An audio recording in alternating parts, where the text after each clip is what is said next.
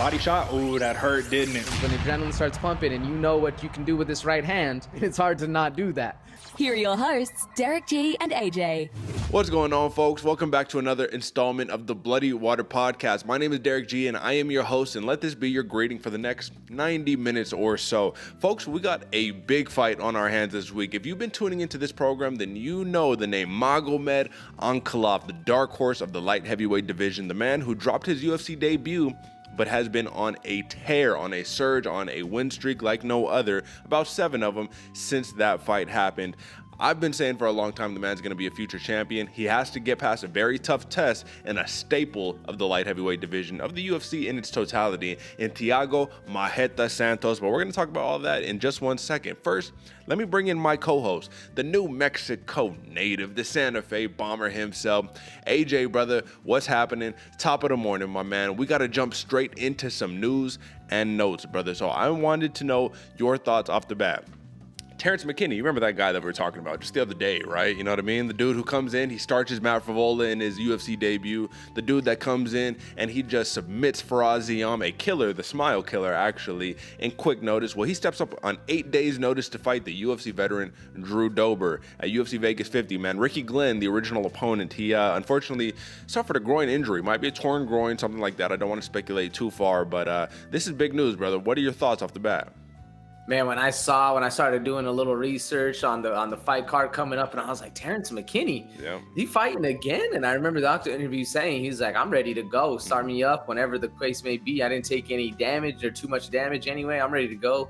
I saw T-Rex back on after just making it my fight of the night, and it made me more excited for this dude's future, brother. This is going to be exciting to see, and a big test, a huge test against Drew Dober. If he gets one on Drew, woo, this boy's running to the top quick, man. Well, listen, he said at this rate, he's going to be champion within the year. You know what I mean? Give it a year and a half. He's like, yeah, I'll have that belt. Let's not forget the weight class that he fights at, man, 155 pounds. You know, there's a couple other killers in there that are vying for that belt. So I will just say a lot of confidence, a lot of bravado on my man, Terrance McKinney. But we're going to talk about that more in just one moment, man. I did want to talk about this.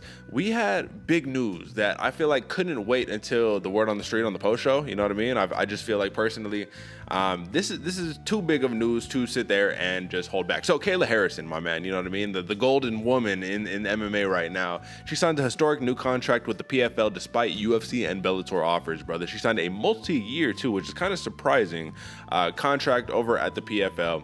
And you can look at it two ways. And this is the argument that I feel like we've been making from the jump, brother.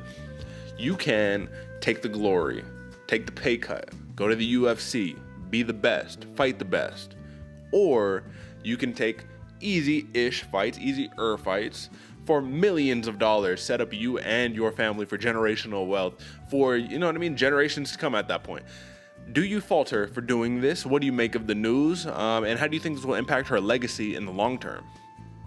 I don't falter at all, man. I say get that bag. You know, that obviously the PFL is paying way more money, and at the end of the day, it is called prize fighting. So you're there fighting for some money to feed your family. I got no shame in Kayla Harris' game at all, brother. I think it's a good move.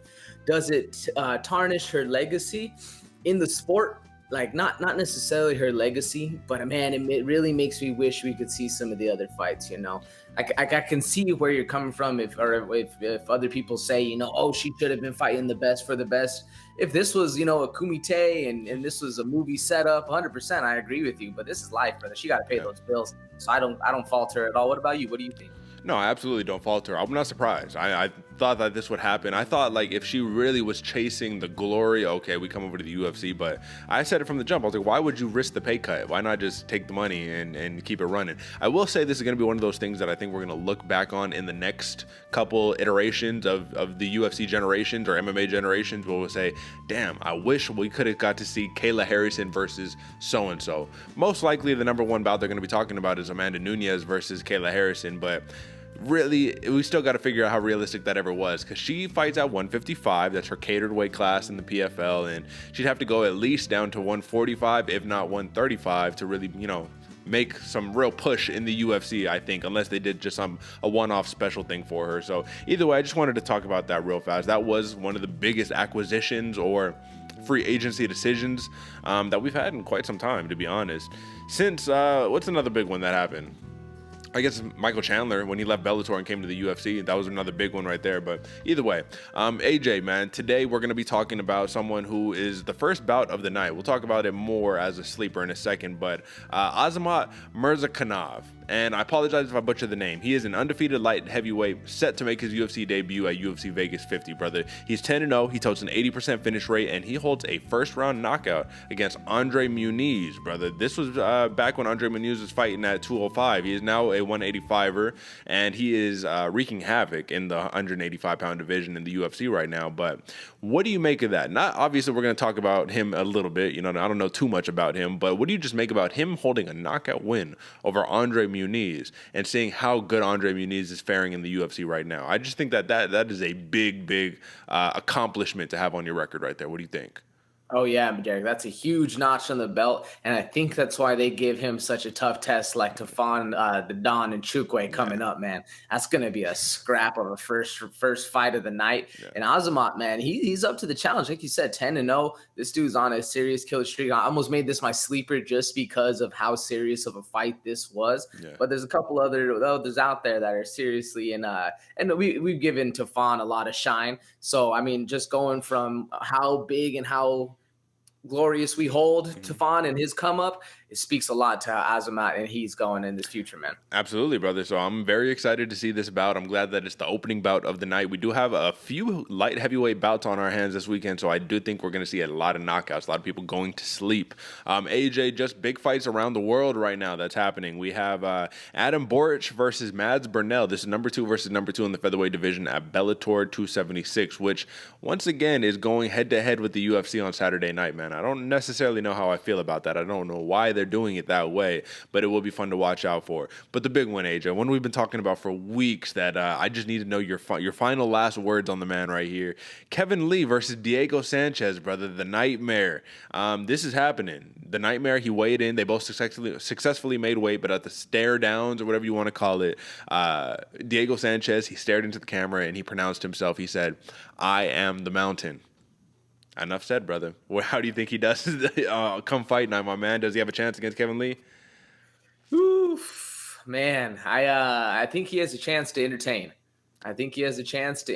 And that's it's sad to see, but man, I mean, I honestly believe Eagle FC is doing it right, getting the names, getting the people in there. I forget the sign that they just had that you posted in the Slack. They had some big names coming to Eagle FC, which I think is a good call.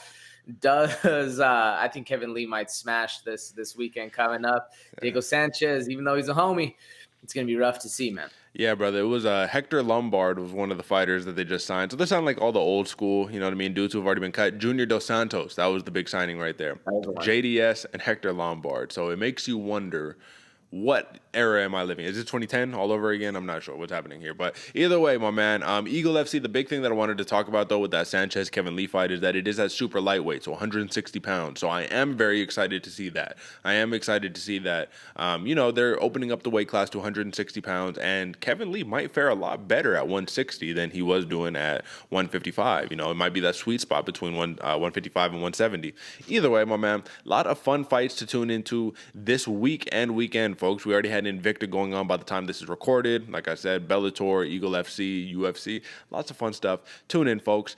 Before we get into business for real, I have to remind you, folks, as always, to drop a like, subscribe, hit us up on YouTube, and drop comments, my man. I mean, it's very important that we do that because we're always responding right there for you. But, throw a little engagement on the videos and stuff like that, man. But really, the most important thing is rate us 5 stars on Apple Podcasts, on Spotify, subscribe to us on YouTube, or hit us up at the hub, at the home, at bloodywaterpodcast.com.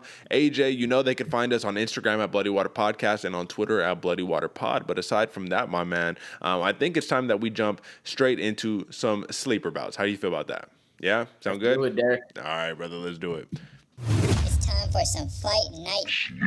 If you ain't paying attention, you're going to sleep on me and I'm going to wake you up. Now, of course, we have our featured sleepers that we're going to be talking about, that we're going to be pronouncing, the big ones that you guys got to watch out for. But before we do that, AJ, I do think it's important that we just talk about a couple of other ones, man. So we have a couple of short notice bouts, and this is something that I'm keeping track of because I do think that it matters, right? It does matter to a degree. So this week, so far, we have, I believe, 4 short notice bouts. Terrance McKinney replacing Ricky Glenn. You have Jillian Robertson, who is replacing, I don't remember who she's replacing, someone for JJ Aldridge is who she's fighting. Kamuela Kirk, excuse me, right? Short notice bout right there. Miranda Maverick, AJ, short notice bout against Sabina Mazo. That's pretty important right there. So 4 short notice bouts. And obviously, 3 of those are going to be on the prelims right there. But like I said, it matters. So just know in the future, folks, I am going to be, putting a little asterisk right there, man. We need to talk about it. But first, let's talk about Jillian Robertson, my man. Coming off that big win against Priscilla Cachoeira, right? That big rear naked choke win with the eye gouges, right? I feel like Jillian Robertson, even though that was such a popular thing, she wasn't getting the credit for, I don't think she was getting the credit. I think the story was more about Cachoeira. Would you agree on that? Yeah, 100%. She even downplayed it in the post fight. Like she had 100% of the right to be, attack the lady that just gouged her eyes. Yeah. She was like, "Yeah, it's all good. She was knuckle deep. No worries." So it goes to show, man, I think she just has the winner's mentality where it doesn't matter. As long as she gets the dub, it does not matter, especially because she was on a pretty rough skid for a little bit over there, my man. So, AJ, real fast, I just want to pull it up. I want to talk about Jillian Robertson because I do think that she's a very, very talented prospect who, listen, some like her, some don't, but I think she's a very talented grappler. So, like I said, Priscilla Cachoeira, she gets the win. She has a lot of grappling bouts as of late, as you can see over here, folks, which is good because that means that she's staying busy. But remember, she fought against Miranda Maverick. She lost that via decision, lost against Tyler Santos via decision. She got a win against Poliana Botelho. That was another decision win, and a rear naked choke against Courtney Casey. But it's been on and off. It's been up, been down. Now that she has the win against Cachoeira, she gets the finish, right? Not decision, but she gets the finish win. She's there. And we're looking into the future, and we're saying, okay, well, JJ Aldridge, she's a kind of a staple at this point. I don't know if she came from the contender series or not, but she's pretty much a staple. She's got good, decent grappling, decent striking, but it's kind of one of those, like, no disrespect at all, but kind of one of those middle of the pack tiers right there, right? It's just, let's see what you got against this fighter. What do you think of the chances of Jillian Robertson notching a finish in this fight is, or do you think JJ Aldridge has the play to make not necessarily an upset? Because if I'm looking at the stats right now, I think that, Aldridge plus 110 underdog. So what do you think about that? Aldridge is the underdog, even though she was the one in the fight coming up. I think Jillian Robertson has to push for a finish, so I think the chances are likely, especially since it's a short replacement fight for her. Yeah. Maybe she might not have the gas tank as usual. She usually does have a very good gas tank, so I'm not going to doubt that too much. But just coming in short notice on it, she might be a little bit more apt to go for that knockout or go for that submission just because she knows in the back of her mind she has been training for those 3 rounds consistently, making that same kind of thing. Maybe she has, maybe she hasn't. Who knows? It's up for speculation right now.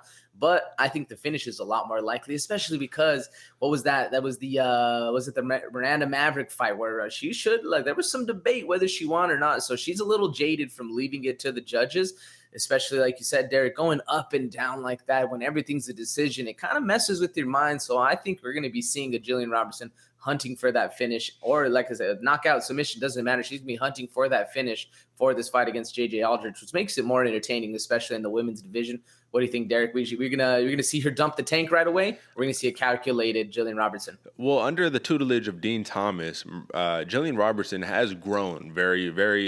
She's just grown a lot as a fighter, ultimately. So I do think that it's going to be precise. You know what I mean? There's going to be strategic. If you are going to press the action, it's going to be strategic because you don't want to gas yourself out. But I do think that the grappling exchange is what it's all going to come down to, man. So this could be a glorified grappling match with a little kickboxing in there. But we'll see what happens, my man. I do think it's a fun matchup. But speaking of Miranda Maverick, AJ, hot UFC prospect, started off 2-0 in the UFC. She was undefeated, not undefeated, but she was on a hot streak, I guess I should say, up until she ran into Macy Barber and lost a very controversial split decision, which is a tough way to drop your first UFC one.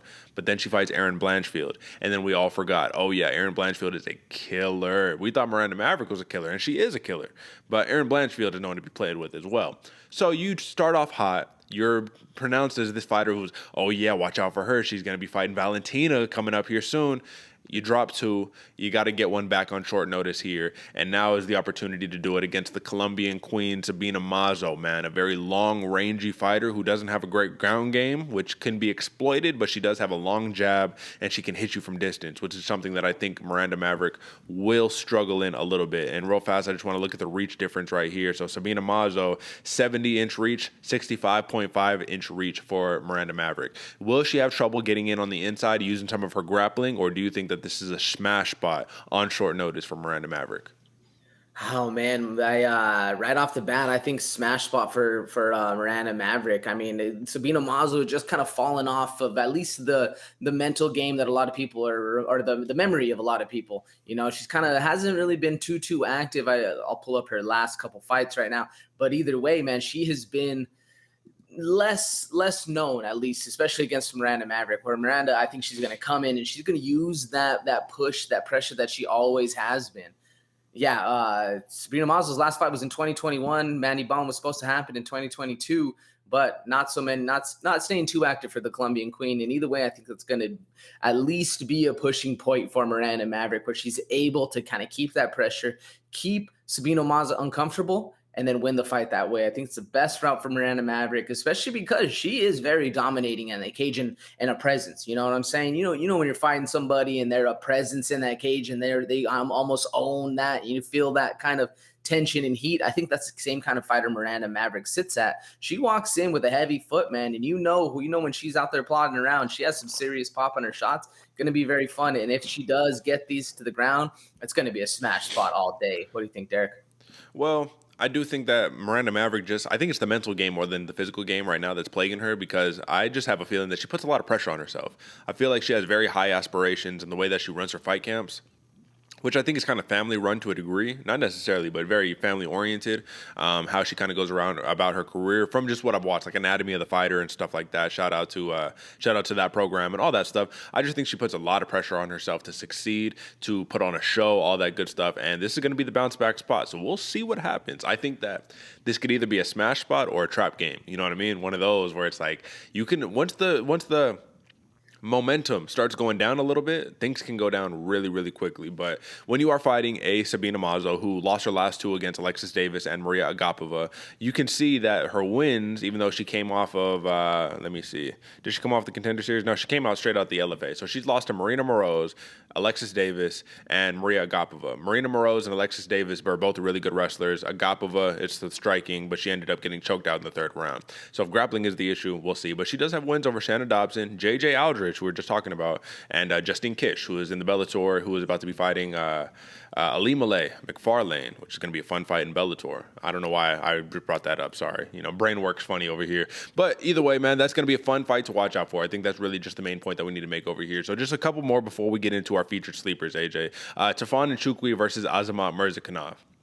I just want to know, we already kind of talked about it in the beginning, right? We got this stud light heavyweight making his debut, but Tafon Nchukwi is absolutely no slouch, and you already made note of that, right? The man has shown he can go 3 rounds if need be. After he got kind of pummeled by Jun Young Park, the Iron Turtle, he came back with a vengeance in his next fight, and I actually don't remember who that fight was, so let me pull it up really fast. It was Mike Slow Rodriguez. You remember that one, man. He put it on him. So to get past a man like Mike Slow Rodriguez and decision him in very violent fashion, when he's fighting a Murzakanov, who I do think will have a very clear speed advantage, power, I don't know. And Nchukwi got a lot of power behind those muscles right there, my man. Do you think that this is a spot right here where they're throwing Nchukwi to the dogs? Why does he get this spot? I guess this is kind of my question. And how does he fare against a Murzakanov who got, speed, power, all that? What do you think? I think this is a back scratch spot for Nchukwi. They asked him, hey, man, we got this serious killer. You're one of the dudes we're putting a lot of our faith into. Do us a favor. Take this guy out. If you can get past this dude who has a lot of momentum and a lot of fans out there, you do us a favor. Take him out. We'll set you up next in the big one. I think this is one of those ones where the UFC brass came to him. He's like, hey, yo, dog, we got a hard fight for you, but you do this for us. We got your back covered. I think this one's a good fight for Nchukwi to really show off his skills, especially those ground game skills, because we know Murzakanov, Azamat, whatever you want to call him, he's going to be pushing that pace on that wrestling ground game, man. This dude can fight up and down everywhere. So I think this is a good highlight reel or not necessarily a highlight reel, but a highlight showcase against Tufan to show off his skills, but also do the UFC brass a little bit of a favor. And at the same point, it's also that flip flop for Azamat, where he's also doing like the UFC did him a favor, like, yo, we gotta do this on the come up for you. You come in, you smash him. We're gonna have some good fights for you going up. Yeah, you in a good spot if you win that fight, my man. So I feel what you're saying though. For Tufan and Chukwu, a showcase bout is what we can call it, right? Just one of those spots where we're setting you up for victory right here. You know what I mean? It's not like you're super outmatched. When you look at the reach disadvantage, 77-inch reach, a 77-inch reach for Chukwu, 71 inches for Murzakanov. It's a smaller man versus a much larger man, but we've seen the smaller man can win. I mean, Jun Park showed us that, right? Either way, I do think that it's going to be a very, very fun fight right there, folks. You have to tune into it. And just a couple more. We don't got to break down in depth, but I just wanted to mention them. Trevin Jones versus Javid Basharat. So Trevin Jones, he did drop his last outing. And it was one of those things where you were like, what exactly happened right here? But let's not forget, he fought Saeed Kakramanov, apologies. And he got submitted, man. And that dude's a young stud that I guess none of us really saw it coming, but we kind of could have seen it coming. It was a flat performance from Trevin Jones, though, so we'll see if he is able to get back. Before that, he had a knockout win over Mario Batista. How impressive is that? He beat Timur Valev, you know, but that was overturned to a no contest because of what was it, marijuana or something like that, man. Yeah, of course. So ultimately, my man, he should have been 2-0 starting off. He drops one, but he gets this dude Javid Basharat. And apologies that I'm butchering on the names, folks. You know what I mean? These dudes, you know, some of them got some tough names, but the thing that you need to know about this, Javid Basharat, he's a slickster, man. He's a very slick dude. And for whatever reason, he is actually the favorite in this matchup. I don't know why. Maybe the odds makers know something that I don't. But he is currently he opened up as a minus 155 favorite with a plus 130 comeback on Trevin Jones. Folks, I just kind of want to put this out there. Even though the slickster style of Basharat does look very impressive, I do think this is a live money play for Trevin Jones right here. So if you're interested on that plus 130 money line, that is probably the way to go on a nice prelim bout right here. Sometimes, AJ, and I want to know if you agree with me, the odds makers will throw up a very early odds prediction on someone who's a lesser known commodity and maybe overvalue them, even though they've never had their first performance in the big show. Do you agree with me on the live dog play on this one, or do you think that Basharat has something for Jones that we don't see coming? No, I 100% agree with you, Derick. This is a live dog from Trevin Jones, especially for the fact that he did not perform as well as he usually does against Sodiq Kakramanov. They also another slickster, so I think they're giving him one back, man. And Basharat, I like the way you phrase that, man. Very much a slickster. This dude has a lot of submissions on his belt, but Trevin Jones knows how to fight, man. He knows coming out of the Brazilian BJJ, this dude has a lot of experience back on the mat, man. So I think this is one of those spots where Trevin Jones can really get one back, and I think it was just led the layoff that had him not performing as well against Kakramanov. So coming back in, he was supposed to fight Leone Barcelos. Now he gets the young, you know, the debutee, however you want to say it, whatever they say, debut for guys against Basharat. It's going to be a very interesting and fun fight. And I think this Trevin Jones has a little something that the people are doubting him for, man. So I think it's very much a live dog on that plus 130 comeback. Got to throw some money on it. Absolutely, folks. Should definitely take a look into that one. Dolce Lungiambula versus Cody Brundage is just going to be violence. So, folks, if you like violence, tune into that fight.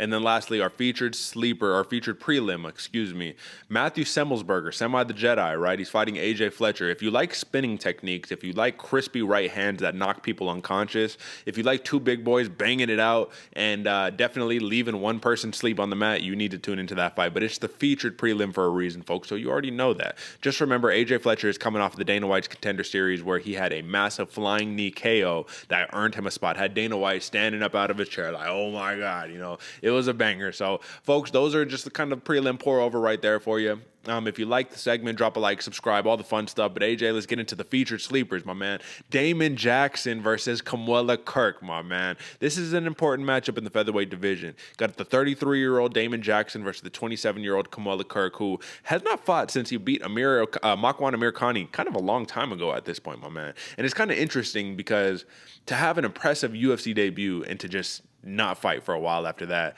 all the momentum goes away. Because for a second, I was like, Kamuela Kirk. And then I was like, oh, yeah, Kamuela Kirk. Like, I remember watching him fight.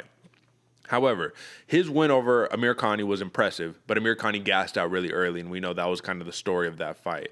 Damon Jackson ragdoll Charles Rosa in what was a competitive fight, but, and the Leech, he got bloodied up. He got bloodied up bad in that fight, man, but ultimately, he got the job done in very definitive fashion after losing to Ilia Topuria. Strength of schedule is definitely on side of Jackson, but Kamala Kirk is no slouch. Talk it through, brother. Why is this your sleeper? Camilla Kirk is no slouch at all, man. I've been excited to see this dude fight for quite a long time, especially because the Amir Markwani, let's butcher that name, the Markwani fight has aged very, very well, man. And Markwani, he's stayed busy, and I think he's had like 4 fights since him and Kirk fought. So I was interested to see. I was wondering why this dude hasn't fought in quite a while, wasn't able to dig up too much dirt. But either way, this dude's a prospect, man. I think the UFC brass still feels the same about him.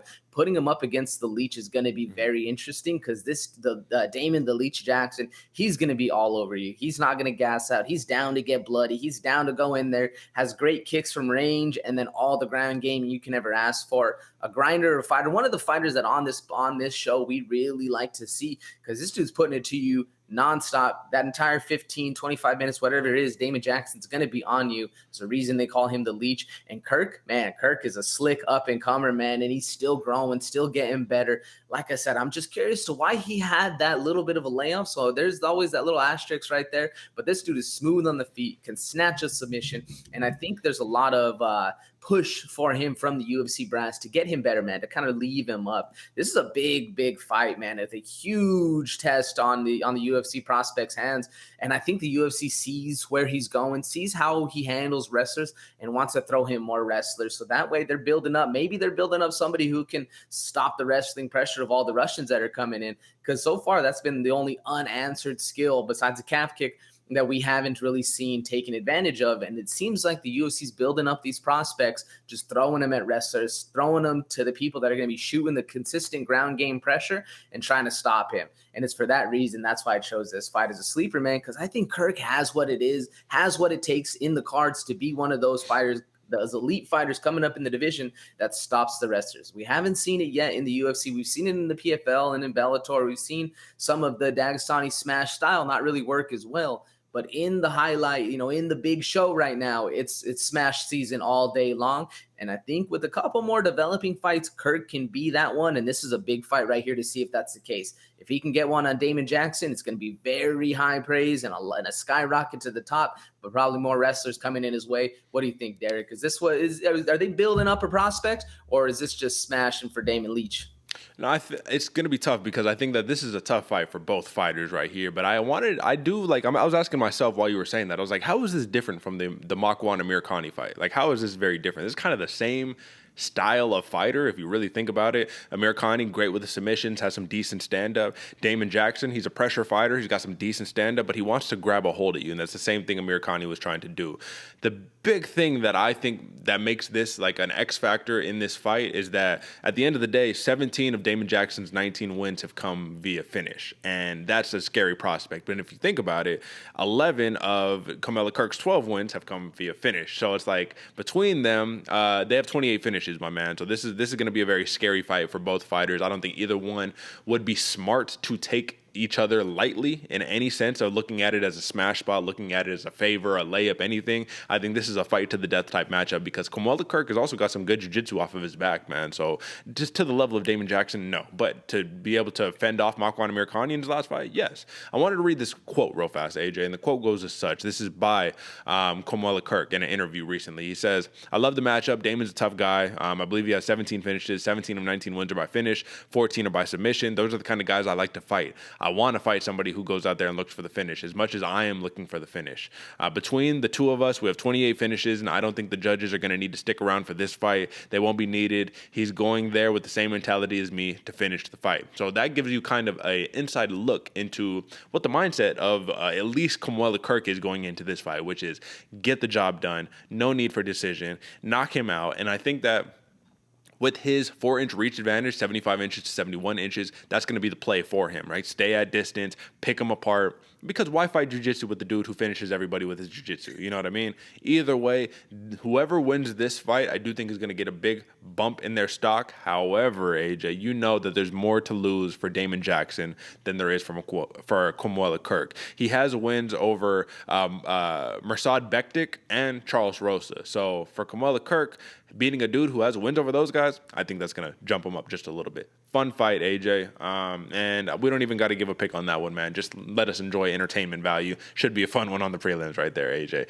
All right, brother. So I got a sleeper right here, my man. And I think that you are going to really enjoy this sleeper. I think everybody's going to really enjoy this sleeper. Folks, I'm talking about a bantamweight matchup between the infamous, or maybe the famous, I'm not sure, Chris Moutinho. You remember that guy that fought Sean O'Malley, right? He ended up getting stopped in the 3rd round, but everybody was praising him for very valiant effort because he could have finished it. He could have finished the fight. It wouldn't have been an issue. Why take the unnecessary damage is my opinion, but either way. However, he's fighting a dude called Guido Canetti. And folks, this is a 42-year-old savage who will knock your block up if you give him the opportunity to do so. So the reason why this is a sleeper to me is because you have a 29-year-old Chris Moutinho who is the zombie style, walk forward, unlimited pressure, take a million punches on the chin. That's fine. You cannot stop me. I will be there and I will make you break your hands on my head before you knock me out. Versus the Guido Canetti, who is 42 years old at the end of his career, young versus old. But this man is surprisingly agile, surprisingly powerful. And if you're a heavy boxing style fighter like a Chris Moutinho is, your leg is going to get chewed up, man. The whole fight. Inside calf kick, outside calf kick, inside on the thigh, outside on the thigh. Move up for the head kick, maybe a spinning attack, maybe a spinning back fist. That's the game of Guido Canetti, who is 8-7 in his MMA career, 2-5 in the UFC. If that record tells you anything, folks, it tells you that he needs a finish. He doesn't need just a win. He needs a finish. He needs something impeccable to happen because being at the age of 42, fighting a prospect who has one fight in the UFC, who basically lost like a 30-27, to Sean O'Malley. Brother, am I right or am I wrong in the assessment that this is do or die for Guido Canetti? You lose this one, this is game over. We're not keeping 42-year-olds on the roster who are, going to be 2-6 in the UFC. What do you think?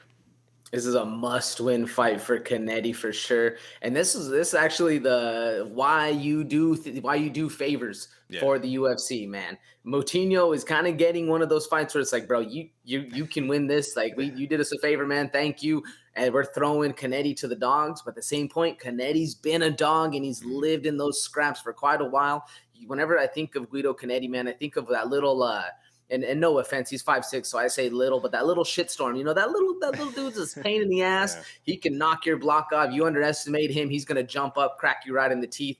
Canetti has that style, man, and he has the cojones to do it. This dude's down to scrap. So as much as it is a must-win fight for Canetti, it's going to be a very hard fight for Moutinho as well, but I do think the UFC brass is doing Canetti, throwing Canetti a bone, or throwing Moutinho a bone right here, and giving Canetti a must-win fight.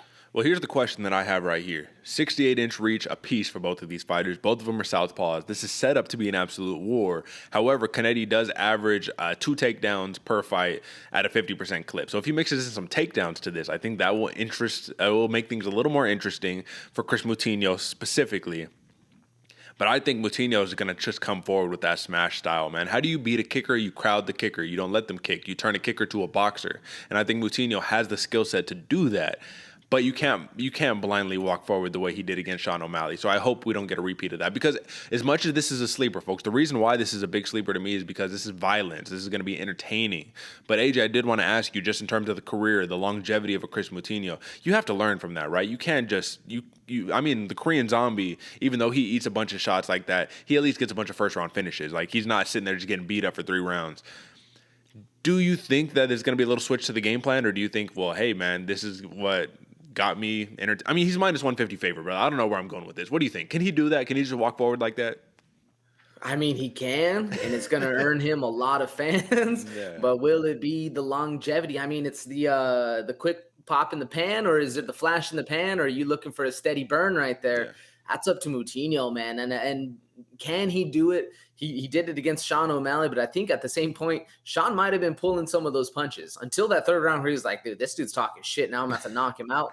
I think he might have just been having a sparring match, You know, maybe not. Maybe Moutinho just has an absolute granite chin. But I think either way, that's a bad call against a scrapper like Canetti. Yeah, I agree, man. Both fighters have 3 knockouts on the record apiece, so we'll see what happens. This is going to be a fun matchup, folks. Tune in. That is your prelim pour-over, your featured prelims, your featured sleepers, the whole entire 9. You know what time it is, folks. If you love the segment, once again, drop a like, subscribe. Shout us out on the social media, especially on Twitter and on Instagram, man. You know, if you got some merch, folks, which you can use code BWP10 to get 10% off all of our merch. But if you do got some, take a photo, tag us, all the fun stuff. You know what time it is. AJ, brother, let's not mince words. We got 6 fights on the main card. Let's get to it, brother. Here's to another main card breakdown, courtesy of your hosts, Derick G and AJ. All right, my man. So let's start off straight on the bat, my man. Listen, Alex Pereira versus Bruno Silva. AJ, how did we get blessed with such an incredible match to start off the main card? I mean, if this isn't your main event, I don't know what is right here. You know, I'm just kidding. Main event, Santos, Ankalaev, but this is a fun fight. So the storyline going into this one, my man. Alex Pereira, right?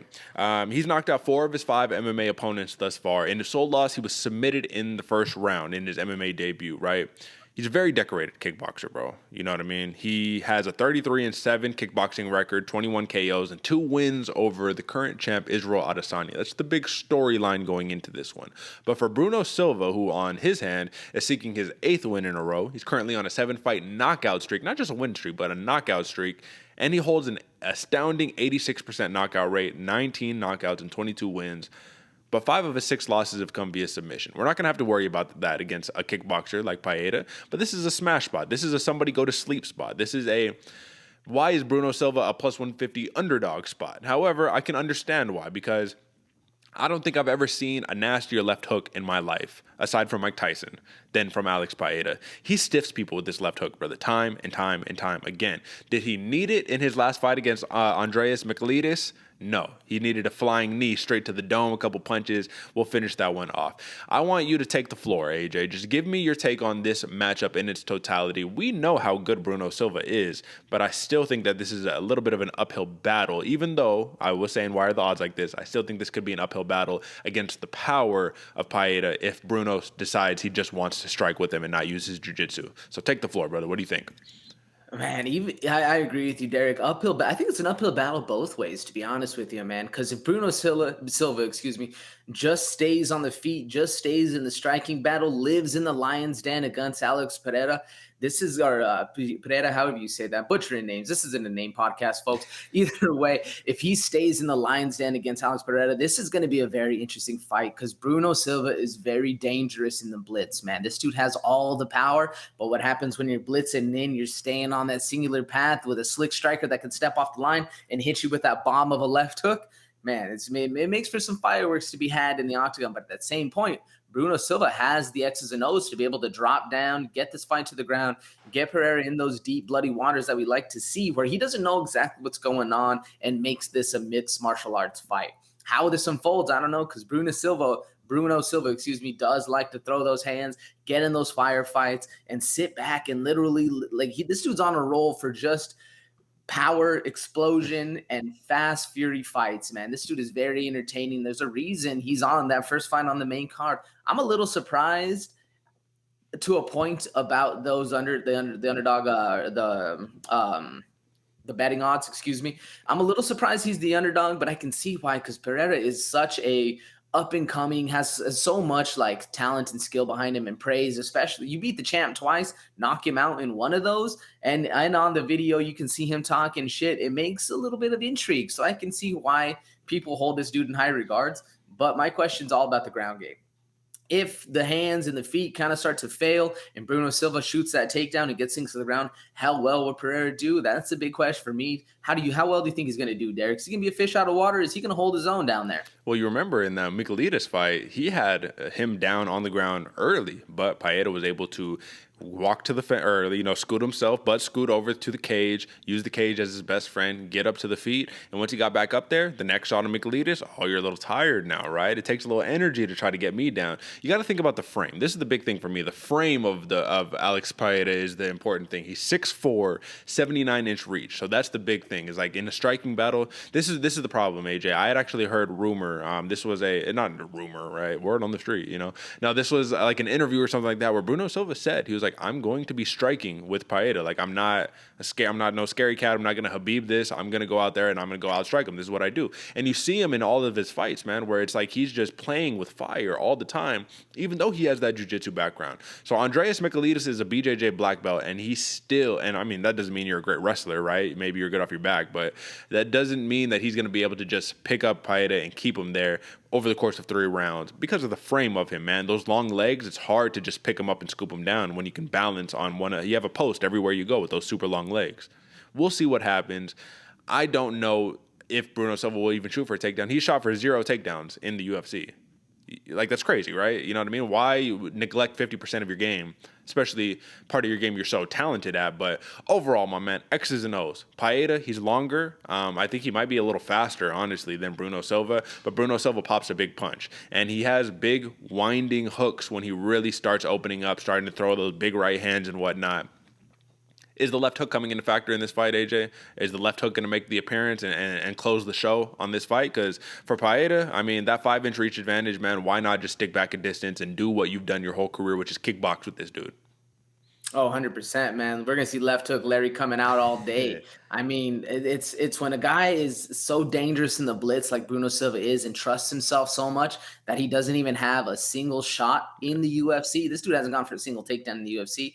All you got to do is step back, step offline, crack him with that left like you've been doing for how many years has Pereira been doing it? Yeah, I think we're going to be seeing. And to me, I don't know if it's game or a little bit of a gamesmanship from Bruno Silva saying he's going to stand there and bang. Yeah. But that's this dude's playing with some fire right there for sure. Yeah, you can never necessarily trust what these people are saying pre-fight, man, because it could be gimmick. It could be to get into the head of the other fighter. But I just want a quick sentence or two, man. What does it mean to you that Bruno Silva has 28 career fights, 22 victories, and Alex Paeta, in MMA specifically, and Alex Paeta has 5? What does that mean to you? I mean, on paper, it speaks levels. You know what I'm saying? On paper, it speaks levels. But Pereira's been doing it for such a long time. I mean, this dude, the only difference is in Pereira's fights, he had no threat of the takedown. In Bruno Silva's fights, he can go for the takedown, but he just chooses not to. So on paper, it seems like a huge skill disparity. But at the same point, I mean, if Bruno Silva decides to stand and bang, then Alex Pereira is in his kingdom right there. So I don't think it makes too much of a difference depending on how the fight goes. But if that takedown's there, arguably Bruno Silva's a better wrestler than Michailidis. That can be debated here and there because they're both very talented. But if Bruno Silva doesn't shoot, then it's all negated, and we're seeing a standing battle right there, man. Is this a case of first one to land is the victor? You know what I mean? To really land the clean shot? Because when I'm just looking at it, my man, 19 KOs for Bruno Silva, 4 for Alex Paeta, right? So that's 4 out of all 4 victories. It's just a scary prospect to me. You know what I mean? The over and under is 1.5 rounds, brother. So I guess give me your take on that. Over or under? Yeah, I mean, it's looking at it, it does seem like the first one to land, especially land a crisp combo, is going to be the one to win because a lot of these fights are ending in the first round 1. Yeah. I mean, I'm looking at Bruno Silva's right now. He only has 2 that made it out of the first round, at least within his last 6 or 7. And same thing for Pereira, man. This dude is a first round finisher, so I think it is first one to land. I'm taking the under. Taking the under. I think it's going to be going pretty quick fight. If this one ends in fisticuffs, it's going to be a very quick fight. All right, and with that being said, I do think this one will end in fisticuffs, and I do think Paeta will get the victory right here. I'm taking the under as well. I think he knocks out Bruno Silva in this fight, man. I just think that he's not going to be that hot flash in the pan. I think that with his frame and his size and his kickboxing experience and that crazy left hook, I think he's going to be hurting a lot of people, and it's going to be tough to get in, close the distance on him. And honestly, brother, a big win over Bruno Silva and a couple more big wins, I don't see him being very far away from fighting Israel Adesanya in the near future. And the man does have 2 wins over him, so we'll see what happens. So who do you got in this one, brother? Man, this entire card, to be honest, Derick, has been very hard for me to choose. I think this fight in specific is a coin toss. Yeah. We've got a couple of the coin tosses coming up. But I'm taking Silva, man. I'm betting on the dog. I'm betting on the underdog right here. I'm going Silva, KO, round 1, late round 1 at that, but still a round 1 finish. So taking that under. I think he's more tested. If it comes down to it, we might see a ground game. We might not. But I think either way, it's going to be hands and feet swinging and banging. It's going to be a lot of fun. Yeah. I'm banking on the chin and the grit of Bruno Silva, which might not be the smartest bet. But like I said, I'm betting on the underdog. I'm rolling with him. Bruno Silva KO round 1. Like we said, folks, this could very much be a case of the first one to land cleanly gets the job done. So we'll see what happens, but just know it's going to be a very fun fight. We're on different sides of the board on this one, so may the best man win.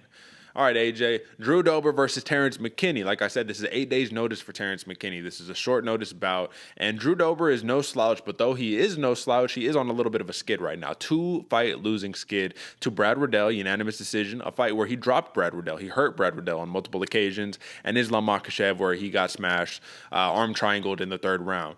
But before that, AJ, Drew Dober was on a streak, man. 3 knockouts in a row over Marco Polo Reyes, knocked him out in the 1st round with punches. Nasrat Haqparast knocked him out in the 1st round with punches. You know how impressive that is over Haqparast, a great boxer. And Alexander Hernandez knocked him out in the 2nd round with punches. So with that being said, my man, he's more or less matching, besides those 2 losses, that knockout streak, which is not nearly as nice, or is not nearly, I don't know what I'm trying to say there. Listen, brother, 4 knockouts in a row for Terrance McKinney. The man is on a streak that we have not seen in quite some time. This is one of the hottest UFC debuts we've seen, I feel like, in recent memory. So the point is, on 8 days' notice, can T-Rex Terrance McKinney come in and out-wrestle Drew Dober, outstrike Drew Dober? What's the game plan here for Terrance McKinney, my man? He's a plus 200 underdog, which I think should be very telling given how hot of a commodity he is right now. What is your take on this situation? Man, I think his game plan is hit fast, hit hard, hit first. You know, that's the big one. Keep Drew Dober at bay, because can he out-wrestle Drew Dober? I don't think so, man. Although Drew Dober has seemed to have fallen in love with his hands. Yeah. When he's winning, he's striking, you know, he's looking good, but he always has that wrestling in the back pocket. But again, I think he's going to need to pull that out against T-Rex Terrance McKinney, man. Because if you're looking to strike with Terrance McKinney, who's what? 2 inches taller than you, only a 4-inch reach advantage. I say only a 4-inch. That's a good 4 inches right there. But Drew Dober, he just needs to get back to his roots, man. This dude's been on a real rough skid, and I think it's more of a mental challenge for Drew Dober, because we saw it in the Islam Makhachev fight. There was a point where I think it was the 2nd or the 3rd round where he's just staring up at the sky, just like, oh my God, what? I'm back here again. Back to where I don't want to be. And the same thing with Brad. Losing the Brad Riddell fight, I think, had a big loss, a big chip to his mental game. And if he can come in against the late fight replacement against Terrance McKinney, get the fight to the ground, get to where he wants it to be, make it a dog fight, a drag out. We're in deep water right here. I think it'll bode well for Drew Dober, and especially on paper, when I see that T-Rex is a quick, replacement, 8-day replacement, whatever it is, you think instantly, I'm like, oh, Drew Dober, man, he's got the advantage right there. He's got, he's been prepping for this. But at the same point, Terrance McKinney just came out of a fight camp, bro. He just came out of the fight where he basically took no damage against, Faraz Zayam, where he got the 1st round rear naked choke finished, and he was putting it to Faraz. Now, can Terrance McKinney do that same thing against Drew Dober? It's going to be hard to tell. But like I said, you hit fast, you hit hard, you hit first, maybe get Drew Dober off of his game. I think that's a game plan for T-Rex. What do you think, Derick? How does he get this one done if he does? Well, for Terrance McKinney, I think he has to get it done early. I think that's the way to get it done, especially on the short notice. I'm not going to say that cardio is going to be an issue for him, but let's look at the last 5. First round finish, first round finish, first round finish. Literally all 5 fights have been first round finishes, right? So it's like, if you don't need to take it there, why take it there in the first place? But with Drew Dober, he's a little tougher than that, my man. The thing I was surprised about, and I guess I shouldn't have been surprised, but when you think Drew Dober, I guess it's because, look at the face on the man. Look at the headshot for those who are watching right here. The man looks like a male model. This is like the Luke Rockhold of the lightweight division right here. And I say that to say that I was a little surprised to see his UFC record is 9-7 with one no contest. The man has been fighting for a long, long time in the highest promotion, the best promotion in the world. So take that and leverage that. So 23-11 with one no contest. That is what? 34 fights, 35 plus that no contest. I guess if you count that, you're not supposed to. But 35 fights versus 15 fights. So literally he has over double the fights that Terrance McKinney has. That has to count for something, right? Fighting Islam Makhachev and not getting finished until the 3rd round. I say that. It's like, well, you didn't get finished till the 3rd. You still got finished, but not till the 3rd round. That's still impressive. I do think that Terrance McKinney is going to be faster. He's going to be slicker, but I think Drew Dober is going to have a lot of heart. He's going to have a lot of pop in his shots, and he's the more explosive athlete, in my opinion. Now, earlier, AJ, I said that, and it's a different type of explosiveness, what I'm saying this. But earlier I said, will McKinney be able to out-wrestle Drew Dober? Let's not forget, McKinney, he wrestled at Notre Dame, brother. He was like a legitimate collegiate wrestler, like legit. Drew Dober, no. He's a Muay Thai fighter, got some jiu-jitsu. But the way that Brad Riddell, when he was so deep having to fight for his life to get in on the hips of Drew Dober, just goes to show the man knows how to stuff a takedown, kind of, you know what I mean, depending on who he's fighting. So I do think it'll be harder on Dober's side to stop the wrestling of McKinney, but can McKinney on 8 days' notice have that same wrestling output? You know what I mean? What happens if it goes 3 rounds? That's my big caveat, because last time we saw McKinney go 3 rounds, I believe it was a Dana White Contender Series bout, which he lost on that one. And let's just say he tended to fade over the course of those 3 rounds. So let me just look it up one more time just to make sure that we're correct on here. And what do we got? Okay. So it looks like it won't let me zoom, scroll down on this one, folks. But when I am looking at it, this was against Sean Woodson, and he got finished in the second round. So it didn't even go 3 rounds right there. He ended up getting finished in the second round because he just started to fade over the course of that. So I just need to see the battle-tested nature of Terrance McKinney. And if he could beat Drew Dober, brother, you're literally fast-tracked to – there's no way you can't be in the top 15 after at least one more fight. However, like I said, it's more slicker, more faster, longer Terrance McKinney, more explosive, a little more strong hips and heart and grit, I think, for Drew Dober, who is in a must-win situation right here. Southpaw versus switch fighter. Who do you like on this one, brother? It's hard because I like Drew Dober in this fight on paper. Yeah. I really like Drew Dober. I think he has the skills to get it done, but does he get it done? I don't know, man. I'm rolling with Terrance McKinney on this one. I think McKinney's going to be able to stop the takedown, stop the pressure, kind of hit Drew Dober at places he hasn't really seen before and get the KO. Now, that being said, I'm rolling with the underdog again on this one. So it might be something that the odds makers aren't really seeing or are seeing that I'm not seeing. But I'm taking the underdog in Terrance McKinney. I'm taking the short notice replacement. But I agree with you, Derick. If this gets to the 3rd round or even the 2nd round, we're going to see Drew Dober kind of start to outpace Terrance McKinney and start really get going. So this one's a long shot, but I do see a lot of value in that live underdog because homeboy has some hands, he has some feet, he can get the KO, especially on a Drew Dober who's kind of in a slump right now. Now, not really feeling himself. He has a lot of wins, but almost 500.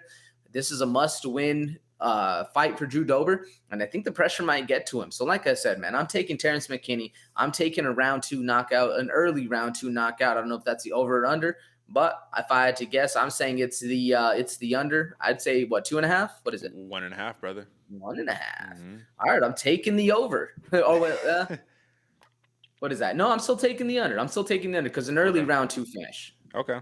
So, yeah, to go over 1.5 rounds, you have to pass 7 minutes and 30 seconds. So that could be early in the second round right there. I will say for Drew Dober, man, I wanted to mention this statistic. He's on his first losing streak since the 2013-2014 kind of years on that one. He's 6-4 in his last 10, and 3 of those 4 losses have come via submission. So if Terrance McKinney has a good shot to get the submission, I think it has to come early because I don't know if he'll be able to notch it late. You know what I mean? Makhachev was able to do it, but Makhachev is a different animal. However, AJ, I'm going to go with the experience in this one. I'm going to go with the man who has a full fight camp. I'm going to go with the man who has actually been training to fight a grappler in Ricky Guillen. He's had a whole entire fight camp for a grappler, so I don't think that he will be surprised by any of the wrestling or any of that stuff by Terrance McKinney. I'm rolling with Drew Dober. I'm taking the over, and I'm going a decision victory right here. I think this will be the first time Terrance McKinney sees 3 rounds in his career. Drew Dober, on the other hand, he has 7 decision victories, my man. So I'm just rolling with the experience, rolling with the man who is a little more prepared for the moment. I love the 8 days notice. I love the mentality of McKinney, but I just listen, man, I think sometimes those are great opportunities to jump in on short notice, and sometimes, you got in there again, and maybe you shouldn't have. We'll see what happens. It's kind of like Renato Moicano, right? It's like very valiant. You won some fans, but you lost the fight. So what does this mean? You got a bonus, or he actually didn't even get a bonus. So they'll just lose on that one. Fun fight, folks. So yeah, I'm going over on that one. All right, AJ. Khalil Rountree Jr., man, the Warhorse, Bangkok ready Khalil or Warhorse Khalil. We'll have to see. He's fighting Baby K, Karl Roberson. AJ, I'm actually really excited for this fight. Like, I'm really, really excited for this fight. Not because Khalil Rountree Jr. is coming off of a nasty oblique kick TKO, just destroyed a man's knee. Not only destroyed the man's knee, but he was Modestas Bukauskas is who I'm talking about. Not only did he destroy his knee, but he actually knocked him out of the UFC with that. You know what I mean? So he's fighting Karl Roberson, who has been plagued by dudes just wanting to get him to the ground and submit him, right? This is the perfect matchup, though, because you don't got to worry about that against Rountree. You got striker versus striker. You got Dutch kickboxer versus Muay Thai practitioner. The Muay Thai guy is Khalil Rountree. The Dutch kickboxer, Karl Roberson. Listen, man, both of these dudes, little rough in the UFC. 5-5 for Rountree, 4-4 for Roberson. Known primarily for his knockout prowess, man. 4 of his 5 wins have come by knockout for Khalil Rountree, but for Karl Roberson, I mean, listen, man. Like I said, tough outing, submissions, all that good stuff, man. If this fight stays on the feet, my man, I think that this is going to be very interesting because you have power versus speed and dexterity. That's really how I see this one. Khalil Rountree is more of the one and done, right? One big one. Karl Roberson is, I'm going to calf kick you in the head, throw a couple strikes up in there, mix and match, move. Speed versus power is how I see this matchup. Do you agree with me there, or do you think Khalil Rountree brings a different element to this match? I agree with you, Derick. I agree with you. I think as much speed that Khalil Rountree has, because he does have a lot of speed, I think Karl Roberson is just a little bit faster. And I agree with you in the dexterity. Karl can hit you with some weird stuff from different angles that you're not really seeing, and he can stay mobile on the feet, where Khalil Rountree, I agree with you, has that one big pop. He might throw 2 or 3, but that's about it. That's the end of the combo. Is a 3-punch combo. I think Karl Roberson has a good chance right here, man. He's a favorite, actually. So what am I talking about? This dude has a hell of a good chance. I also think Khalil Rountree, though, stepping in kind of after the fight that he had against Modestas Bukauskas, kind of putting himself into that heel position. You know what I'm saying? A lot of people, not necessarily because of his talking, but a lot of people kind of lost fans, or he lost a lot of fans in that fight. You know what I'm saying? Like, people were kind of feeling a certain way about him. I think it was a good, I mean, fair game all day long. Meaning they didn't like the technique is what you're saying, right? Like they weren't a fan of the finish. Yeah. Exactly. They weren't a fan of the technique. They thought it was a little dirty. Do you think he throws that technique again in this fight? Yeah. I'm with you 100%, because I think he throws it first one out the gate, just to let everybody know this is game, bro. This is what it is. And I think Karl Roberson, if he can avoid that first round and a half flurry, he's going to be looking good. What do you think? Well, yeah, I think that the long game is going to be important for Karl Roberson, who has won 3 decisions. He's never lost a decision. Listen, man, like, all of his losses have come via submission. So I think that this is finally, like, he's probably like praising the sun. Like, oh my God, thank you, Dana White. Thank you, Sean Shelby, Mick Maynard, for matching me up with an actual striker. Like, finally I get a striker, because it's been Brendan Allen in his last one, Marvin Vettori, Roman Kopylov, Wellington Turman, Glover Teixeira, literally all grapplers, brother, literally across the board, all grapplers. But what's sad about it is that even though he got the win against Wellington Turman, losing against Glover Teixeira in an arm triangle, like, obviously that's the light heavyweight champion right now. Roman Kopylov, he was actually able to defeat him with the 3rd round submission, a rear naked choke, which is impressive. But to literally come out and be 4-4 in the UFC, or 4-4 in the UFC, but last 5 of all grapplers, did the UFC have a vendetta against this man? Like, I don't understand the matchmaking. Either way, that's not the point.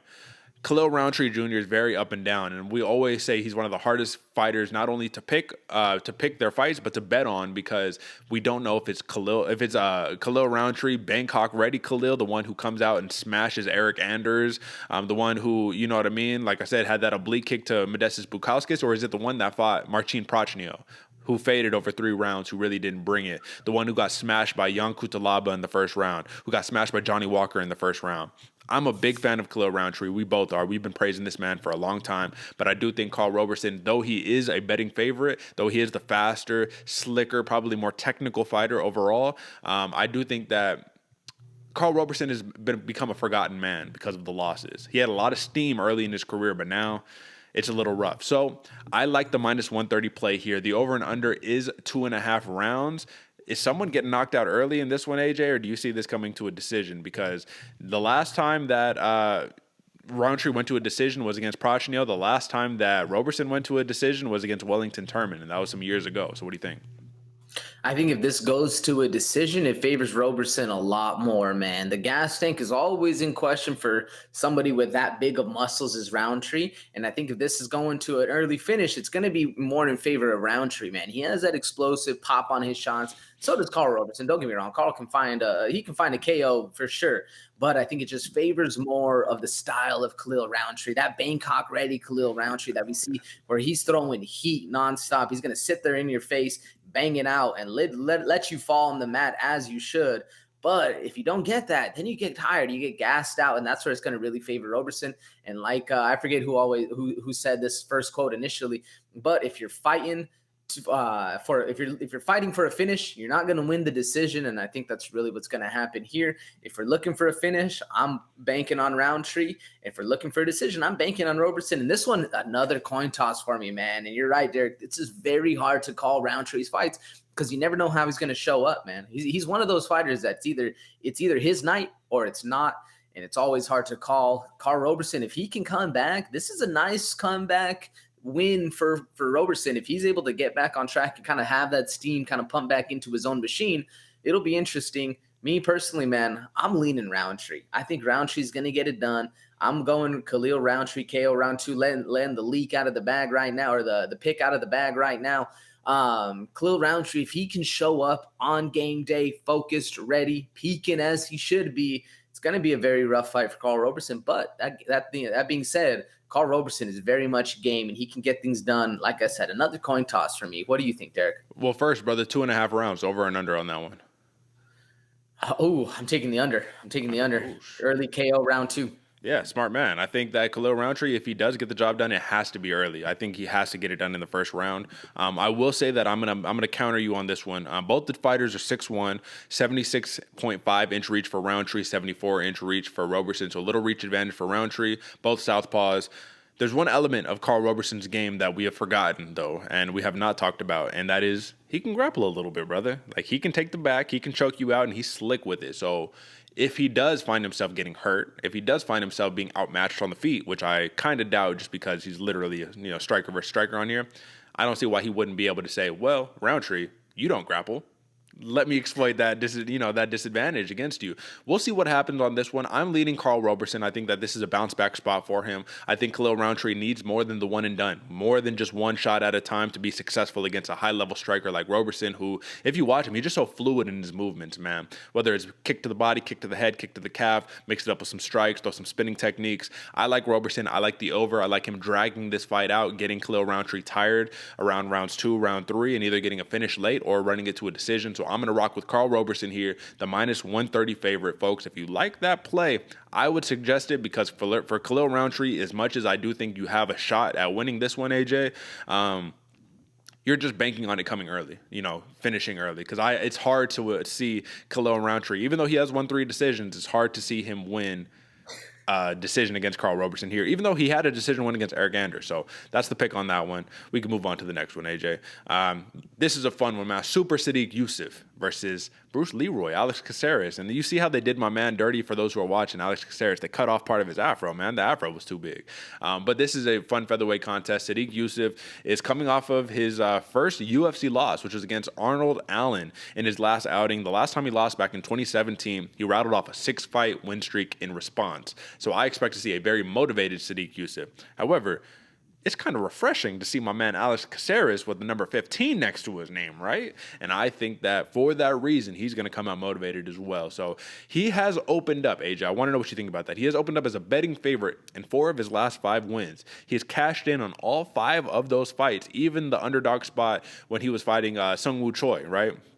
And listen, man, he's opening up right now as an underdog, plus 200 underdog against Sodiq Yusuff. So he's been victorious in all 5 of his last 5 fights, regardless of what the odds makers thought. This is another underdog spot right here, but we can see why, right? Sodiq Yusuff is a very, very talented prospect. 11-2 in his MMA career, 4-1 in the UFC, and he's already had to fight killers like Marlon Moraes, Gabriel Benitez, Andre Touchy-Feely, and Arnold Allen. Even though Alex Caceres has a nice resume too. He's fought a lot of good dudes. Look at the last 5. Steven Peterson, Chase Hooper, Austin Springer, Kevin Kroom, Sung Woo Choi, right? The big win on that one is Choi, but the other ones, it's okay, but not quite the same.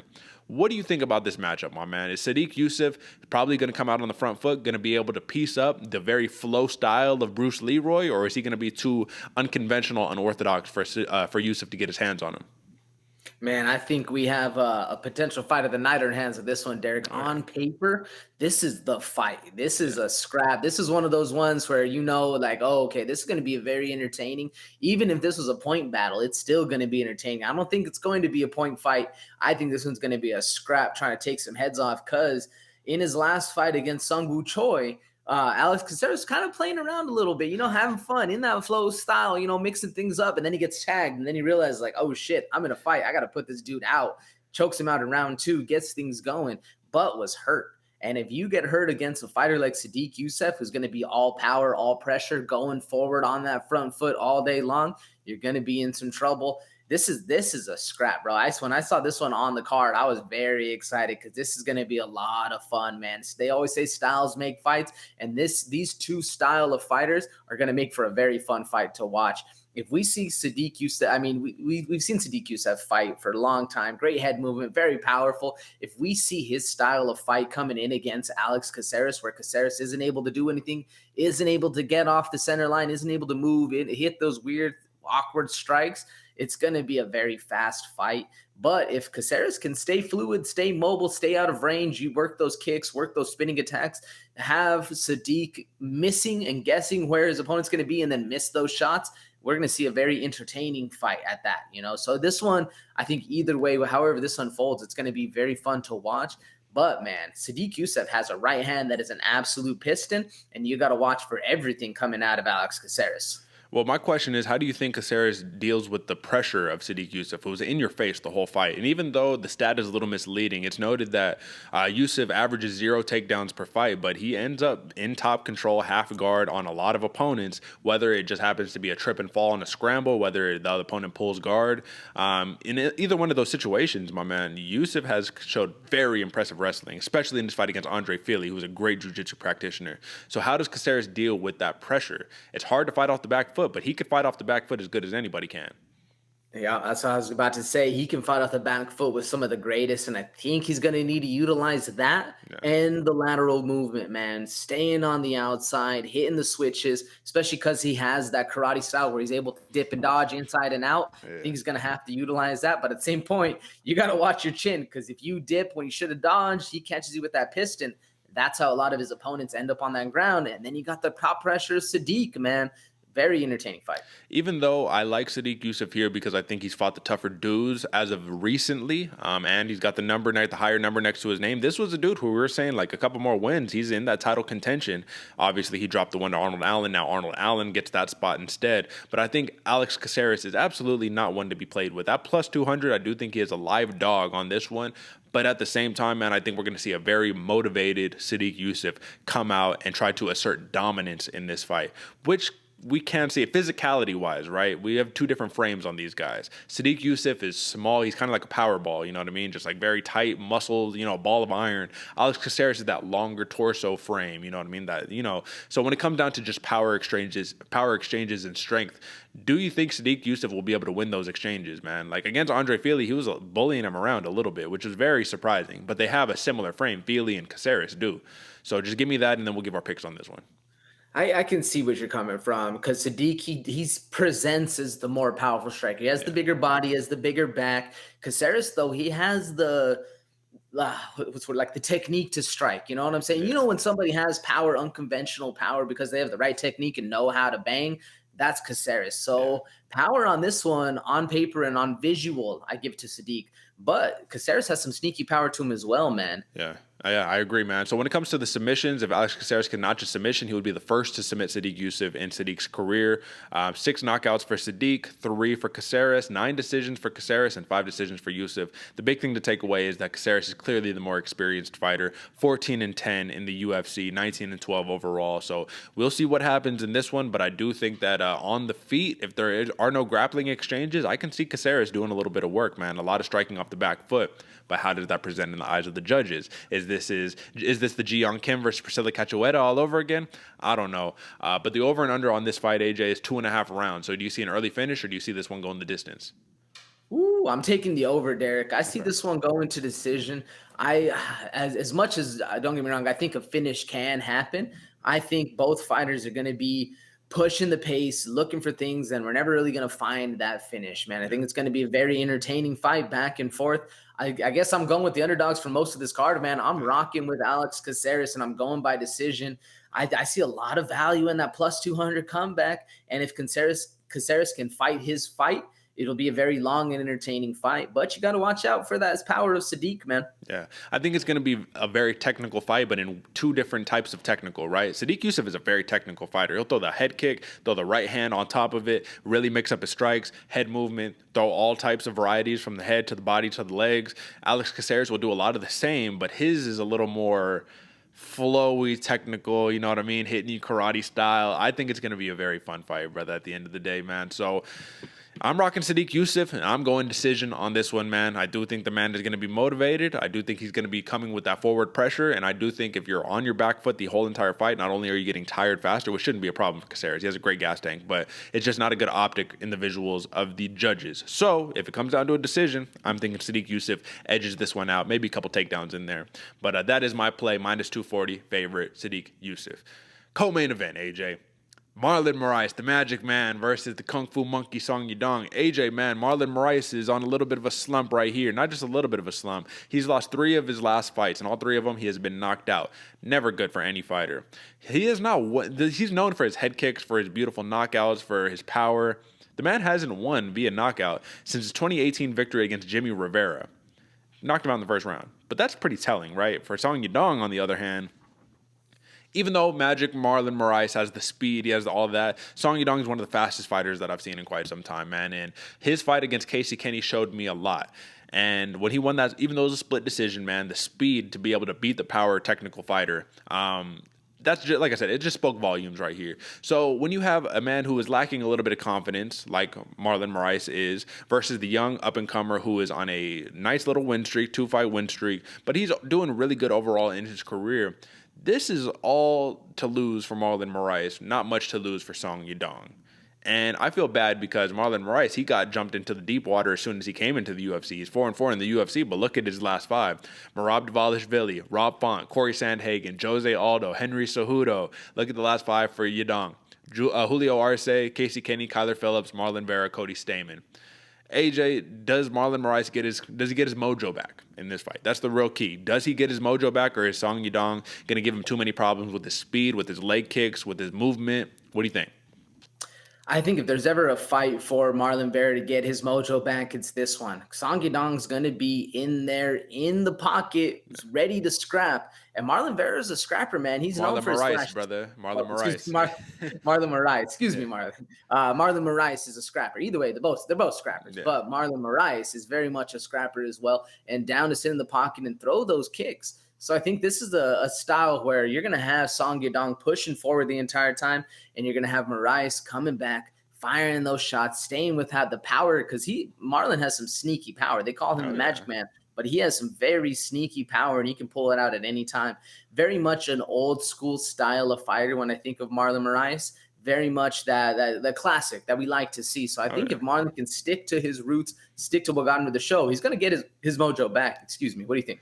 I think it's going to be tough to do against Song Yadong, brother, to be honest with you. Because Song Yadong, even though he is hittable, he's kind of hard to hit at the same time, man. He's just a little too quick right there. That's the big issue that I'm seeing here is I think the speed is going to be able to negate the power of Marlon Moraes, who throws out a little less of a volume, a little lesser volume, 3.3 significant strikes landed per minute at a 41% clip, where Song Yadong is at 5 at almost a 50% clip. So not only is Song Yadong fast, but he's also very, very accurate. And like I said, he sticks out on the outside. If he wants to work a takedown for Marlon Moraes and maybe work some jiu-jitsu, maybe we could see something there, but I doubt it. But you also have a dude who's saying, literally, Marlon Moraes said, this is do or die for me. This is it. I need to win this fight. When the pressure's on there, either it makes you or it breaks you, and we don't know how that is going to fare against Song Yadong. But I wanted to ask in terms of the other aspect, man. This is a 24-year-old versus a 33-year-old, man. This is a young prime Song Yadong. Not even prime. This is just a young Song Yadong who already has, 24 fights, 7-1-1 in the UFC. That's the big key, man. 7-1-1 in the UFC. Obviously hasn't fought the same opposition, but you got to be riding on a high horse if you're rolling into this fight looking like that. I think Song Yadong looks at this fight as, I'm taking out another legend. Not necessarily another legend, but I'm taking out another highly touted fighter in the UFC, and I'm slowly but surely working my way up the rankings. And if he beats the number 10, Marlon Moraes, man, who has all of these fights against these crazy killers, I think that sets him up perfectly for a nice top 10 showcase bout, which at that point, it's just going to be hard to fight against the dude. Both have 67-inch reaches, 2-inch height advantage for Song Yadong, man. I just see everything in favor of Yadong in this one. And for Marlon Moraes, it's like what you just said earlier. If you're fighting for the finish, you're not going to win the decision. Do you think Marlon Moraes is going to go into this saying, I want to fight and win a decision against Song Yadong? Because probably not. No, I think he's going to be hunting that KO. Marlon very much needs a comeback win and a performance win to kind of get him back into his mojo, man. Yeah. If he can get things done, and I agree with what you're saying, Song Yadong, he's there to be hit, but he's hard to be hit well. You know what I'm saying? Like he's hard to land that shot on him that actually puts him out, but he's there to be hit. You know, you can crack him on the forehead, you can crack him in some places, but as far as getting hit him on the button, it's very, very hard for Song Yadong or to have that done to Song Yadong. Unfortunately, I agree. Marlon Moraes is very much in a need to win situation. And even if he does win, he might be kind of forcing himself into that gatekeeper position. We're going to see for the Magic Marlon Moraes right here. But, man, very, very explosive fight. And like I said, this is the fight that Marlon has on paper. If he can get this one back, he's going to be putting himself right back into at least the eyes of the media. Maybe not a title contention, maybe not that, but at least back into how he feels comfortable. Well, I will say on this one, man, he has to be able to at least get the knockout or go the distance on this one because he's been a little chinny as of late, and that's never what you want to see. So 6 knockout losses for Marlon Moraes, only 1 for Song Yadong. So when we're talking about someone getting a finish, I think the odds are in favor of Yadong. Either way, brother, let's just break it down clearly. We're seeing this fight go a little 2 different ways, but I like Song Yadong in this one, man. Like I said, I think everything is favoring him. I think the speed, the precision is going to be a little bit too much for Marlon Moraes, who could land that head kick at any given moment, but if he doesn't, you don't want to see those wild exchanges with his hands, you know, because Song Yadong is crisp, precise, in, out. You can hit the man, but he's only been knocked out once in over 20-plus fights, man. So I like Song Yadong, and I'm actually going to go with a knockout, brother. The over and under is 1.5 rounds. I like a late round 2 I for Song Yadong. So I'm going to go the over, right? Yeah, I think I'm going to go the over on that one. Who do you like? What's the over and under? How does it get done? I'm rolling with you too, Derick. I like the over as well. I'm going round 3, but I'm actually going Yadong, man. I'm switching it up. I'm not taking the underdog on this one. I think Song Yadong is just the future of the 135-pound division. And not only that, but the future of the style of fighting that is coming in. This is very much a new school fighter versus an old school fighter. I'm rocking with the new school. He's crisp, man. The technique he has, and he stays on the outside when he doesn't want to strike, comes in on the inside, can bang it out. Song Yadong is very much a new school fighter. I'm rocking him with a KO round 3. Yeah, okay, right on. So we're seeing the same victor in this fight, man, but I think AJ thinks that there is a little more of a chance for Marlon Moraes to get the job done. I don't want to say I'm low on Marlon Moraes, but I am saying this is a what have you done for me lately sport, and recently it has not been looking good, even though it was looking good in the beginning of that Marlon Moraes versus Dvalishvili fight. I was there for that fight, brother, and, you know, seeing it in real time, I was like, oh my God, Moraes is going to get it done until Merab, you know. But Merab is not the same striker Song Yadong is. So we can move on to the main event, brother. AJ, man, finally is here. This is my man's time to shine, but I don't want to be biased in this one, so we'll talk about it. Thiago Santos, Maretta, he gets to fight the dark horse in the light heavyweight division, Magomed Ankalaev, man. Ankalaev, killer. Just call him that. Call him killer, call him future champion, whatever you want to call him. Brother, have you ever seen odds this skewed in favor, or like against Thiago Santos? Plus 425 with the minus 575 comeback for Magomed Ankalaev. Now, when we're talking about a couple of stats on this matchup, Santos has not, and this is the dude who's known for just starching people with his legs, right? He has not recorded a knockout win since his 2019 victory against former light heavyweight champion Jan Blachowicz, 3rd-round knockout. But this is before Blachowicz ever got the belt. Now, Ankalaev, he's seeking his 8th consecutive victory since losing his UFC debut to Paul Craig, where he got submitted in the 3rd round of a fight that he was pretty much winning until he wasn't. And all the other fights, it's been pretty much easy, man. We were talking about Volkan Ozdemir, smashed through that one easy. Nikita Krylov, easy decision, and then finishes across the board for a bunch of other fighters. Knocked out Jan Kutalaba twice. Dolce Lungiambula knocked him out, right? And Dolce's fighting on this card, so it's going to, probably suck for Lungiambula looking at him headlining, but either way.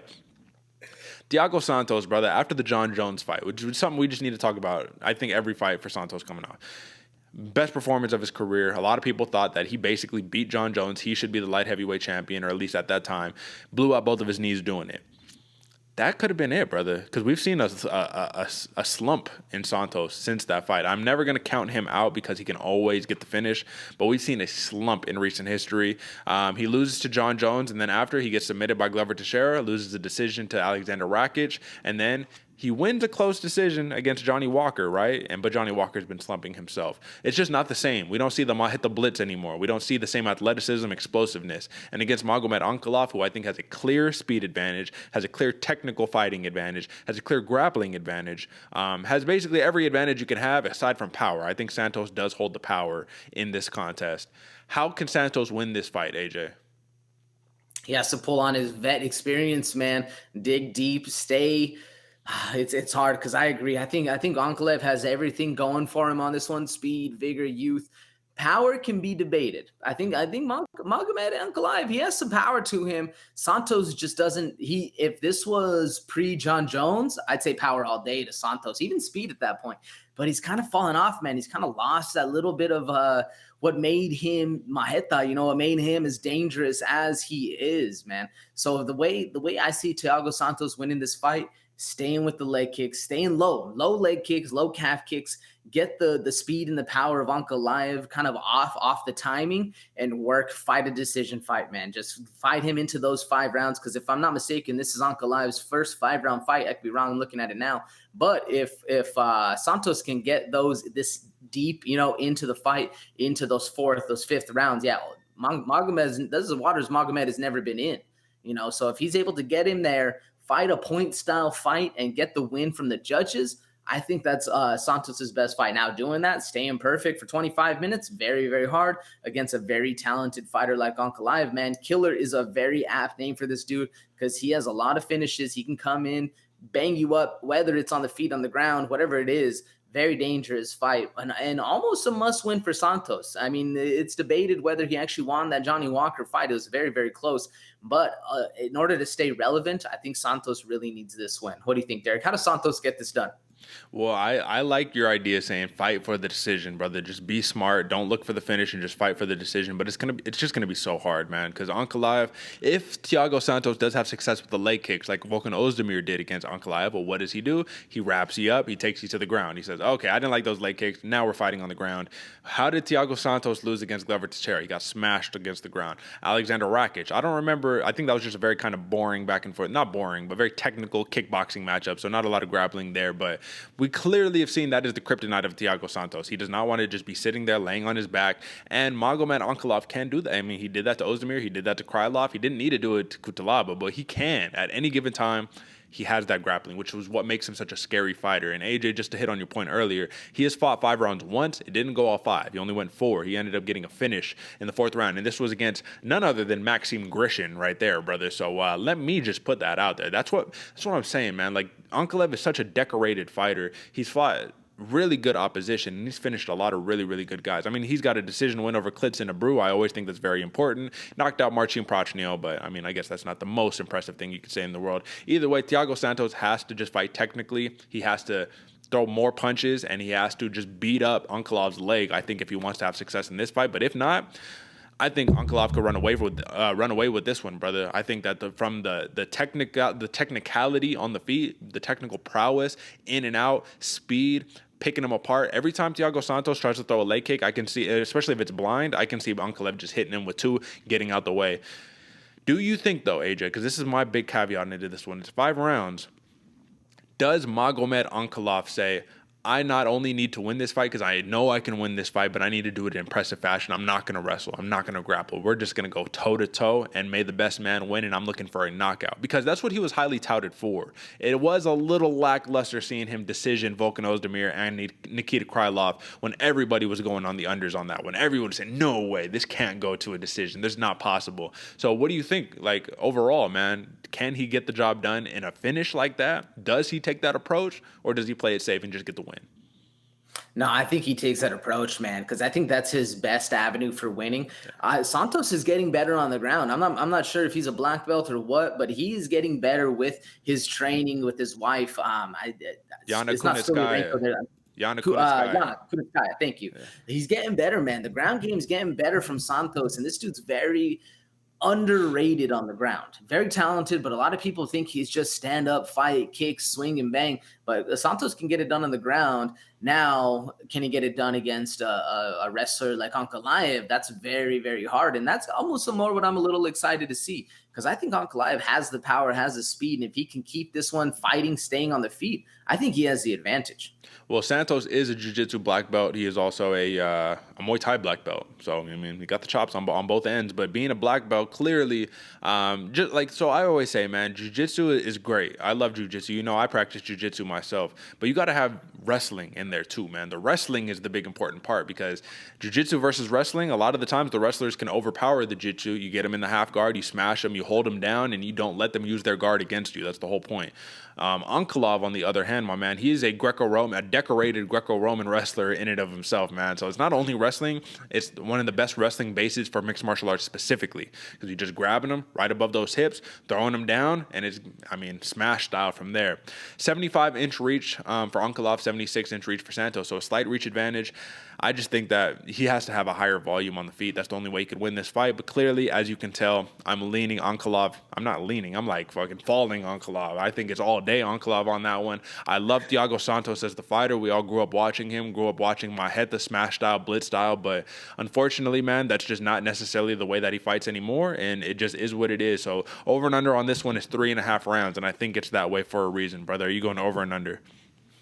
Ooh, I'm going with the over, just out of pure respect for Thiago Santos, because I think Ankalaev can get this done in a multitude of ways.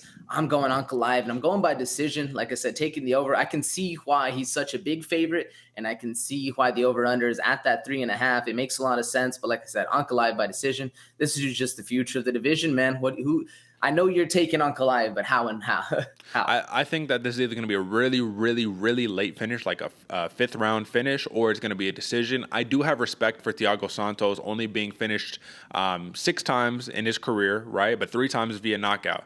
I think a submission could happen. I think Ankalaev could come in there and try to submit him, but I think he's just a tough outing, man. You never see Santos just get smashed in the first round. Like, it just doesn't really happen. He's as tough as they come. What was this dude, like a paratrooper or something, dude? Like, he was like, yeah, I was a paratrooper, so every time I go and step into the cage, I'm putting my life on the line. Like, I'm really willing to die in there. I think mentality-wise, he's a different dude, but it is the later stage of his career. Let's not forget he's 38 years old versus the 29-year-old Ankalaev. So as much as Thiago Santos is still that huge name, I just think that it's a little bit of drop-off sometimes, brother. It happens, my man. So we're both going Ankalaev, both going decision. I'm going decision or late round finish. I can't really pick, so, take that for what it's worth, folks. But that is your main card preview right there for UFC Vegas 50, brother. It's kind of hard to believe that we already hit 50 UFC Vegas events, and in the near future we are going to be traveling. I say we, the UFC is going to be traveling, hitting Columbus, Ohio, just hitting other spots, even Bellator, Rafion Stotts versus Sergio Pettis. It just got announced, championship bout for Bellator. They're fighting in Hawaii, brother, so we're getting a little normalcy, opening back up a little bit. So with that being said, folks, that is your main card breakdown. If you like the segment, drop a like, subscribe, share the show with your friends, and just get the word out. We always appreciate it. And, always have to note, going back to the intro real fast, AJ, this poster, my man, I told you I keep slacking on the poster review, so for those who are following, apologies on that one, man. But let's get a little bit of a review right here so I can notch it down in the notes. For those who are listening and not watching, I will do my best to describe it, so will AJ. We got kind of a graffiti style. Santos, he's reigning supreme up top, flexing big style. Ankalaev kind of on the bottom, a little overshadowed on this one, but that's neither here nor there. It doesn't necessarily look like they're fighting. They look more like teammates than anything else, in my opinion. But I do like the kind of graffiti, yellow, black style. What do you think of the poster, brother, and what are you giving it? I like it. I like the graffiti style. I'm always a fan of the graffiti style, just maybe from my art background and whatnot. I like that you can see like the yellow background, like they're coming out, the double yellow border. I really like it. To me, though, it looks like if you picking on Ankalaev on the park, and then he's like, "Well, I'm gonna bring my big brother," and then Santos shows up right behind him, the big brother. You're like, "Oh shit, I gotta fight both of them now." That's kind of what more this one looks like to me, instead of them two matching off. And I think they might have done this specifically because they knew how big of a favorite Ankalaev was going to be. So they're kind of hyping up Santos a little bit more, making him the bigger body on the thing. You know, obviously he has a lot of respect. So maybe there's some mental, at least, not warfare between the two opponents, but maybe, you know, put the UFC putting a little mental warfare to the fans, but getting them to bet on Santos a little bit. Maybe that's where I see this one going.